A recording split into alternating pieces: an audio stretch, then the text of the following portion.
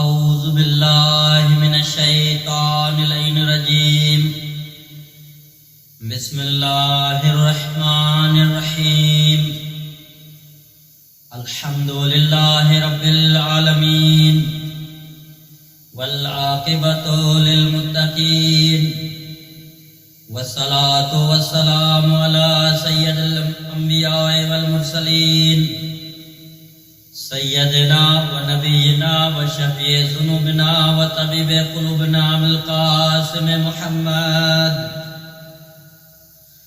و آلہ الطیبین الطاہرین المعصومین ولعنۃ اللہ علی اعدائہم اجمعین اما بعد وقد قال اللہ تبارک و تعالی فی محکم قرآن المجید والفرقان الحمید وقول الحق وهو اصدق الصادقین بسم اللہ الرحمن الرحیم ان الذین یؤذون اللہ ورسولہ لعنهم اللہ فی الدنیا والآخرہ بآواز بلند الصلوات اللہم صلی اللہ علیہ وسلم. ناظرین گرامی قدر، سامعین محترم، عزاداران مظلومہ سیدہ فاطمہ زہرا سلام اللہ علیہا، خمسہ عظمت سیدہ فاطمہ زہرا سلام اللہ علیہا کی آج چوتھی گفتگو آپ عزاداروں کی بارگاہ میں ہدیہ تبرک ہے. انتہائی احسن انداز سے یہ ایام عزا کی مجالس عزا کا سلسلہ جاری و ساری ہے. ہر جگہ پہ سیدہ فاطمہ زہرا سلام اللہ علیہا کی شہادت کے سلسلے میں مجالس کا یہ اجتماع جاری و ساری ہے. خداوند متعال ان تمام مومنین کی توفیقات خیر میں اضافہ فرمائے جو مومنین جس انداز سے بھی ان ایام کو برپا کرنے میں کوششیں کر رہے ہیں، چاہے وہ علماء کرام ہو، ذاکرین ہو، نوے خان ہو، عزاداران ہو، یا وہ امام بارگاہوں کے متولی حضرات ہوں، یا وہ جو جس انداز سے بھی سیدہ فاطمہ زہرا سلام اللہ علیہا کی بارگاہ میں ڈیوٹی پیش کر رہا ہے، خداوند متعال ان تمام کی وہ ڈیوٹی قبول مقبول فرمائے انشاءاللہ. ایام فاطمہ کی خمسے کی آج چوتھی گفتگو آپ عزاداروں کی بارگاہ میں ہدیہ تبرک ہے. گزشتہ 3 مجالس میں ہم نے سیدہ فاطمہ زہرا سلام اللہ علیہا کی عظمت کو بیان کرنے کی کوشش کی ہے، جس میں سیدہ کی طہارت کا تذکرہ کیا، سیدہ کی صداقت کا تذکرہ کیا، اور سیدہ فاطمہ زہرا جو ہے اجر رسالت ہے، اور سیدہ فاطمہ زہرا سلام اللہ علیہا سے محبت کرنے والے کو کتنا اجر و ثواب ملے گا، اور سیدہ سے بغض و نفرت کرنے والے کو کتنی سزا ملے گی. آج ہم سیدہ کے علم کے بارے میں چند عرائض آپ عزاداروں کی بارگاہ میں پیش کریں گے کہ سیدہ فاطمہ زہرا سلام اللہ علیہا کا علم کتنا وسیع تھا. ان 2 مجالس میں سیدہ کا علم جو خطبے پر مشتمل ہے وہ بیان کریں گے، کیونکہ اولاً تو یہ عقائد کی بحث ہے کہ خداوند متعال اپنے معصوموں کو جو ہے علم لدنی عطا کرتا ہے، تاکہ جب بھی جہاں بھی جو بھی ان سے سوال کیا جائے تو وہ ان کا جواب بغیر کسی جھجک کے دے سکے، چاہے وہ ان معصوموں میں انبیاء ہوں، رسول ہوں، امام ہو، یا سیدہ فاطمہ زہرا سلام اللہ علیہا. یعنی خداوند متعال اپنی جانب سے ان معصوموں کو علم لدنی دے کر دنیا میں بھیجتا ہے تاکہ لوگوں کو علم پڑھائیں، لوگوں کی جہالت کو ختم کریں. اور وہ کتنا بدبخت ترین شخص ہوگا جو ان کے علم پر شک کرے کہ کہے کہ آپ مسئلہ آپ بھول چکے ہو، آپ کو مسئلے کا کوئی معلوم نہیں ہے تو بڑے دکھ کی بات ہے، اور کتنا اس کا حشر خراب ہوگا جو شخص کہے کہ آپ کو مسئلہ معلوم نہیں ہے، کہ گویا اس نے اس معصوم کے علم پر شک کیا، گویا اس نے خدا کی عدالت پر شک کیا ہے۔ یعنی خداوند متعال اپنے انبیاء کو، ائمہ کو جو ہے بھیجتا ہے تو علم لدنی دے کر بھیجتا ہے، تاکہ دنیا میں جب بھی جہاں بھی جو بھی سوال کیا جائے ان سے تو یہ جواب دے سکے۔ کہیں ایسا تو نہیں کہ کوئی انبیاء گزرا ہو یا کوئی معصوم امام گزرا ہو جس سے کوئی سوال کیا ہو اور انہوں نے جواب نہ دیا ہو، تو لوگ کہیں گے کہ خدایا تو نے کن کو ہمارے لیے ہادی معین کیا ہے جن کو کوئی مسئلہ معلوم نہیں ہے۔ تو بس عزیزو، خدا نے متعال ان معصوموں کو علم لدنی دے کر بھیجتا ہے تاکہ لوگوں کو پڑھائے۔ پیغمبر اسلام صلی اللہ علیہ وآلہ وسلم ارشاد فرماتے ہیں کہ ان سے سیکھو، ان کو سکھانے کی کوشش مت کرو، کیونکہ یہ درس الہی سے پڑھ کر آئے ہیں۔ ارے جو جہاں سے آتا ہے وہ وہاں سے پڑھ کے آتا ہے۔ یعنی اگر یہ معصوم امام انبیاء خدا کی جانب سے آئے ہیں تو خدا کے پاس سے ہی پڑھ کر آئے ہیں، اور اگر کوئی بدبخت ان کے علم پر شک کرے تو اس نے گویا خدا پر شک کیا ہے۔ تو سیدہ فاطمہ زہرا سلام اللہ علیہا کا علم جو ہے بے مثال ہے، جس کا جو ہے بدل کائنات میں اور کوئی نہیں۔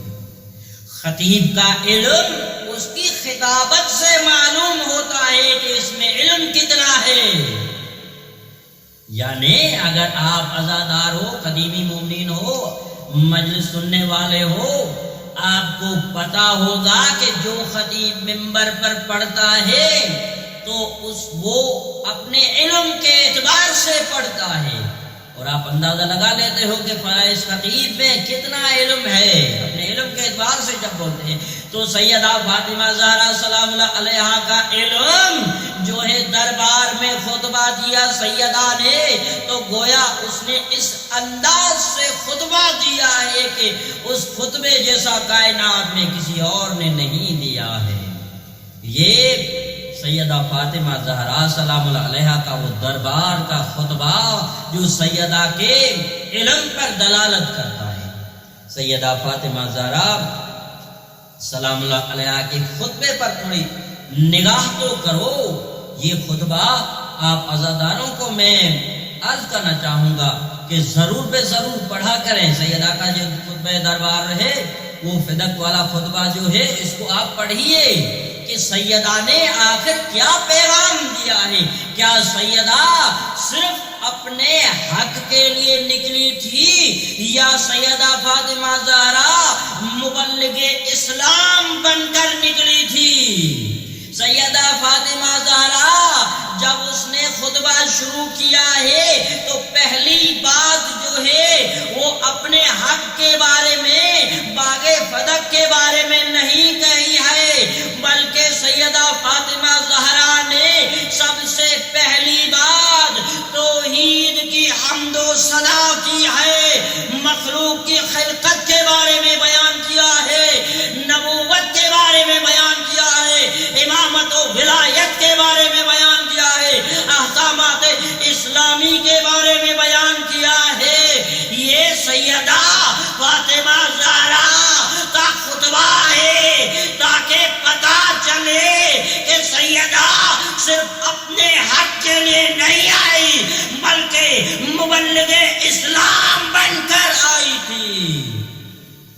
سیدہ فاطمہ زہرا صرف اپنے حق کے لیے نہیں نکلی تھی بلکہ حق سے پہلے سیدہ نے توحید بیان کی ہے. انشاءاللہ آج کی اس مجلس کے آخر میں بیان کروں گا سیدہ فاطمہ زہرا کے خطبے کا وہ حصہ جس میں توحید بیان کی مختصر اور رسالت بیان کی قرآن کے بارے میں. باقی کل کی مجلس سے آخر میں بیان کروں.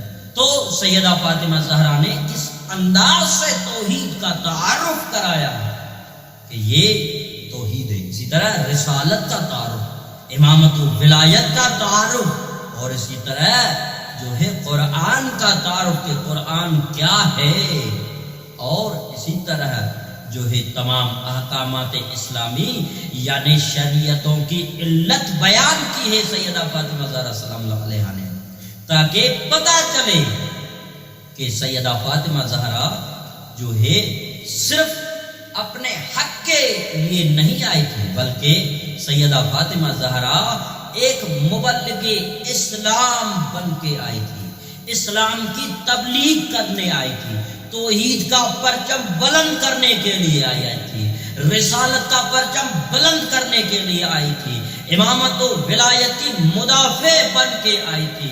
سیدہ فاطمہ زہرا احکامات شریعت کی مبلغ بن کے آئی تھی. سیدہ فاطمہ زہرا یہ سیدہ فاطمہ زہرا سلام اللہ علیہا کے کلام کی وہ فصاحت و بلاغت ہے جس میں لوگوں کو پتہ چلا یہ صرف سیدہ فاطمہ زہرا سلام اللہ علیہا کا نہیں بلکہ خاندان عصمت و طہارت نے جب بھی خطبہ دیا ہے تو اس خطبے سے انقلاب برپا ہوا ہے.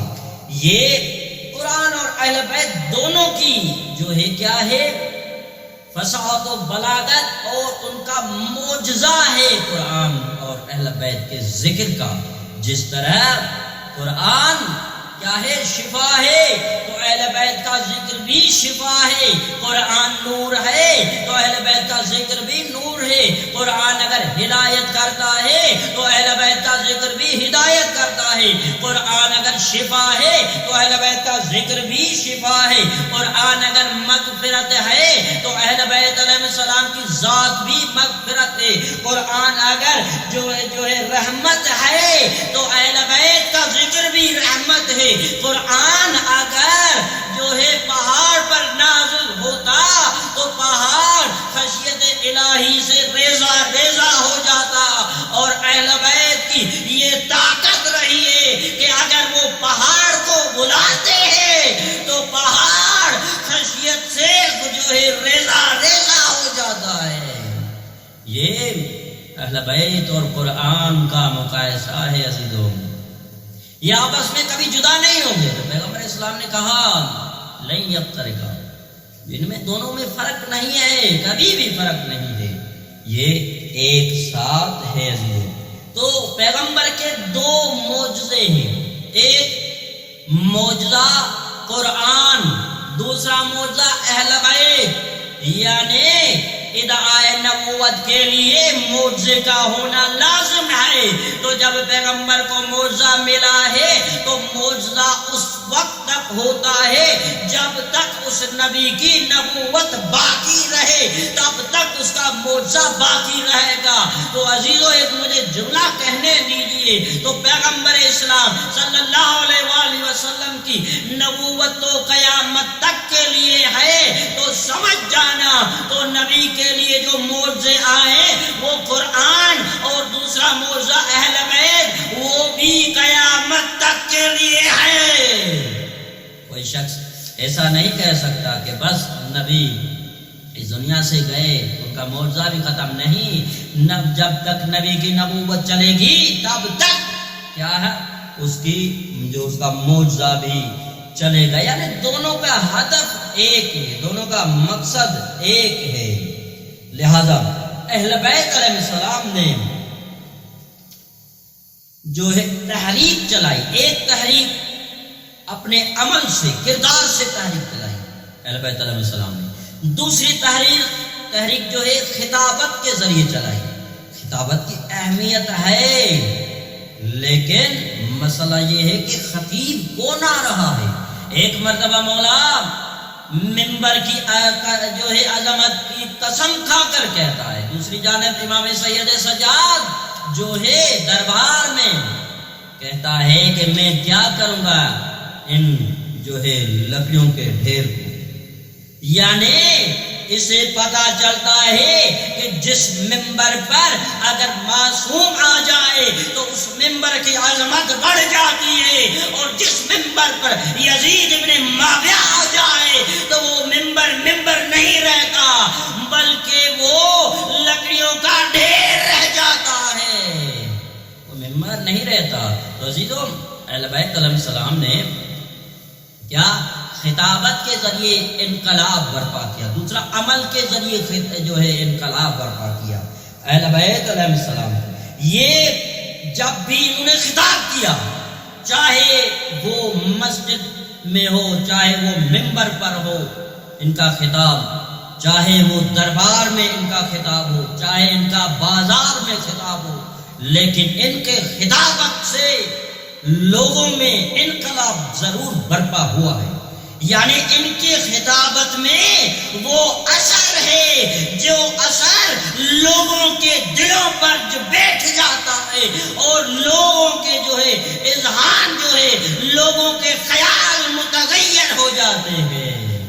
یعنی یہ اہل بیت علیہ السلام، یہ خاندان عصمت و طہارت کا کرشمہ ہے، یہ معجزہ ہے کہ انہوں نے جب بھی خطاب کیا تو انقلاب ضرور برپا ہوا ہے. چاہے وہ معجزہ خطاب جو ہو پیغمبر اسلام نے کیا، چاہے وہ خطاب امیر کائنات امیر المؤمنین علی بن ابی طالب علیہ السلام نے جو ہے خطاب خطبہ دیا ہو، چاہے وہ امام حسن نے دیا ہو، چاہے امام حسین سید سجاد امام حسین علیہ السلام نے دربار میں امام حسین علیہ السلام نے یہ خطاب کیا ہو، چاہے وہ سید سجاد کا دربار میں خطاب کرنا یا بازار میں خطاب کرنا، بہرحال ان کے خطابت سے انقلاب ضرور برپا ہو جاتا ہے. یا سیدہ سکینہ سیدہ زہرا سلام اللہ علیہا کا خطاب دربار میں ہو تو ان کے خطبے سے بھی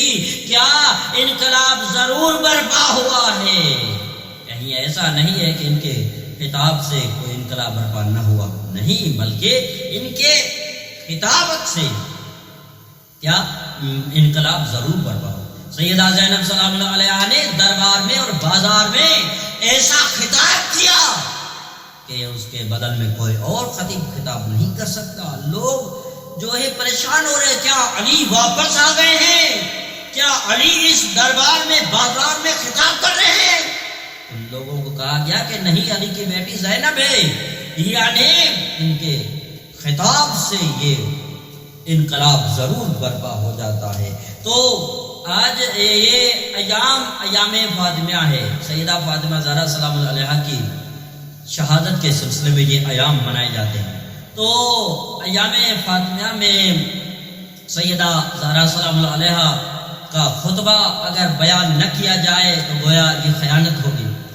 انشاءاللہ ان دو مجالس میں بی بی زہرا سلام اللہ علیہا کا جو خطبہ جو انہوں نے دربار میں دیا ہے وہ جو ہے مختصراً بیان کریں گے، لیکن بی بی کا خطبہ تو طویل ہے، لیکن کوشش کریں گے کہ بیان کریں. سیدہ زہرا سلام اللہ علیہا نے اپنے حق کے طلب کے لیے جب دربار میں آئی تو انہوں نے خطبہ شروع کہاں سے کیا؟ خطبہ اپنے حق طلبی سے کیا نہیں، بلکہ توحید کے بارے میں بھی فرماتے الحمدللہ ما انعم وَلَهُ الشُّكْرُ عَلَى مَا أَلْهَمَ. فرماتی ہے اللہ نے ہمیں دنیا بھر کی نعمتیں عطا کی. یہ بی بی کے جملے، یعنی اہل بیت علیہ السلام کا یہ معجزہ رہا ہے، ان کا ہدف رہا ہے کہ یہ ہمیشہ توحید کا تعارف ضرور کراتے ہیں. چاہے وہ سید سجاد کا خطبہ دربار اور بازار میں ہو، چاہے وہ سیدہ زینب کا خطبہ ہو، چاہے وہ امیر المؤمنین کا خطبہ ہو، چاہے وہ سیدہ زہرا کا خطبہ ہو، بہرحال انہوں نے اپنی خطابت میں توحید کا تعارف ضرور کرایا ہے. بی بی فرماتی ہے کہ اللہ نے ہمیں دنیا بھر کی نعمتیں عنایت کی ہے، اس مرحمت پر اس کی حمد و ثنا ہے. یعنی دنیا کی تمام نعمتیں خدا نے ہمیں دی ہے، چاہے وہ نعمت کھانے کی ہو، پینے کی ہو، پہننے کی ہو، رہنے کی ہو، جس انداز سے نعمت کا نام لوگے تو بی بی فرماتی وہ خدا نے ہمیں نعمت دی ہے. پھر اس خصوص میں بھی اس کی تعریف و توصیف کی جاتی ہے کہ اس نے سب کو دیا اور سب کچھ دیا. بی بی فرماتی ہے کہ سب کو دیا. کوئی بھی ایسا نہیں ہے کہ کسی کو روکا ہو. مثلا خدا نے کبھی سورج کو یہ نہیں کہا کہ جو کافر مشرک ہیں ان کو اپنی روشنی مت دینا، نہیں، بلکہ سورج ہر کسی کو جو ہے روشنی دیتا ہے، چاند ہر کسی کو روشنی دیتا ہے، پانی سب کی پیاس بجھاتا ہے، غذا سب کا جو ہے بھوک مٹاتا ہے. یہ کیا بی بی فرماتی ہے یہ خدا کا حمد ہے، خدا کا لطف ہے ہم پر کہ اس نے نعمتیں سب کو اور ہر کی. فرماتی ہیں کہ ان کی نوازشوں کی انتہا کو کون پائے کہ آدمی کا تخیل تک اس مقام تک پہنچنے سے قاصر ہے. یعنی انسان کا خیال بھی خدا کے جو ہے نوازشوں کی انتہا تک نہیں پہنچ سکتا. اور اس کے بعد فرماتے میں گواہی دیتی ہوں کہ اللہ وحدہ لا شریک ہے، خدا کے سوا کوئی معبود نہیں ہے اور وہ یکتا ہے، بے مثال ہے، اس کا کوئی شریک نہیں. یہ توحید کے بارے میں ان کا طویل خطبہ ہے، آپ بھی خود بھی پڑھ لیجئے گا. لیکن جو مختصر جملے میں آپ عزیزانوں کے بارے میں بیان کیا، اس نے بی بی فرماتی ہے اس نے اخلاص کو کلمہ شہادت کا جوہر قرار دیا، یعنی اس حقیقت کا اعتراف کہ اس کی ہر خوبی عین ذات خدا ہے. یہ بی بی سیدہ زہرا سلام اللہ علیہا کی جملات جو ہے توحید کے بارے میں. اور اس کے بعد فرماتے قادر مطلق نے توحید کے شعور کو دل کی تہوں میں اتارا اور اس کے ادراک سے ذہن و خیال کے ایوانوں میں چراغاں کیا. یہ توحید. اس کے بعد فرماتے ہماری آنکھوں میں وہ تاب کہاں ہے کہ اس کا دیدار کر سکے، یعنی ہماری آنکھوں میں وہ دم نہیں ہے، ہماری آنکھوں میں وہ کمال نہیں ہے کہ ہم ان آنکھوں سے خدا کو دیکھ سکیں، اور ہماری زبانوں کو اتنی طاقت کہاں ہے کہ اس کی حمد و ثنا کر سکیں. یہ سیدہ زہرا سلام اللہ علیہا کے جو ہے جملات ہیں. اس کے بعد سیدہ زہرا سلام اللہ علیہا جو ہے نبوت کے بارے میں ارشاد فرماتی ہے وَأَشْهَدُ أَنَّ أَبِي مُحَمَّدًا عَبْدُهُ وَرَسُولُهُ. فرماتی ہے میں گواہی دیتی ہوں کہ میرا باپ محمد مصطفیٰ خدا کا بندہ ہے اور اس کی جانب سے انتخاب کردہ رسول ہے. اس کے بعد فرماتی ہے کار نبوت کی بجاوری سے قبل نگاہ قدرت نے آپ کو اس مقصد کے لیے منتخب کر چکے تھا. یعنی بی بی فرماتی ہے کہ نبوت کا اعلان کرنے سے پہلے ہی خدا نے میرے بابا کو بے عنوان رسالت یعنی رسول کے طور پر انتخاب کر لیا تھا. یہ سیدہ زہرا سلام اللہ علیہا اپنے باپ رسول کی کیسے تعریف کر رہی ہے، کیسے ہم کر رہی ہے عزیزو. تو سیدہ زہرا سلام اللہ علیہا فرماتی ہے یہ اس دور کی بات ہے جب ساری خلقت نہان خانہ غیب میں پوشیدہ تھی، یعنی یہ جب کوئی نہیں تھا، سب غیب میں تھا.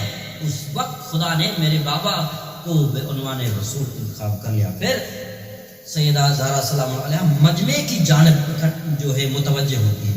سیدہ زہرا کا وہ خطبہ جو دربار میں ہے وہ اس خطبے کا ایک حصہ. یہ جو پہلے تو بی بی نے توحید بیان کی، اس کے بعد رسالت بیان کی، اب بی بی سیدہ زہرا سلام اللہ علیہا اسی خطبہ فدق میں جو ہے سیدہ زہرا سلام اللہ علیہا مجمع کی جانب متوجہ ہوتی ہے. بی بی فرماتی ہے کہ اللہ کے بندو تم وہ لوگ ہو جن کو امر بالمعروف اور نہی عن المنکر کرنے کی ذمہ داری سونپی گئی ہے، ذمہ داری دی گئی ہے. اور اس کے بعد فرماتی ہے دین الہی اور حق کے پیغام کو آشکار کرنے کا بوجھ تمہارے کاندھوں پر ہے. یعنی اس بی بی سیدہ زہرا سلام علیہ اس خطبے میں جو ہے لوگوں کو کہتی ہے، ان کے ضمیروں کو جھنجھوڑتی ہے، ان کے ضمیروں کو بیدار کرتی ہے کہ تمہارا کام جو میں چاپلوسی کرنا نہیں ہے، تمہارا کام ان بے دینوں کے ساتھ دربار میں آنا یہ کام نہیں ہے، بلکہ تمہارا کام یہ ہے کہ آپ کو خدا نے امر بالمعروف اور نہی عن المنکر کرنے کے لیے انتخاب کیا ہے، اور دین کا بوجھ اٹھانے کے لیے کاندھوں تم اپنی ذات کے لیے خدا کے نمائندے ہو۔ فرما دیے کہ تم ہر ایک آپ جو ہے اپنی ذات کے لیے، نہ کہ دوسروں کے لیے، بلکہ بھی فرما دیے کہ تم اپنی ذات کے لیے جو ہے خدا کے نمائندے، اور نظام شریعت کو دوسری قوموں تک پہنچانا تمہارا کام ہے۔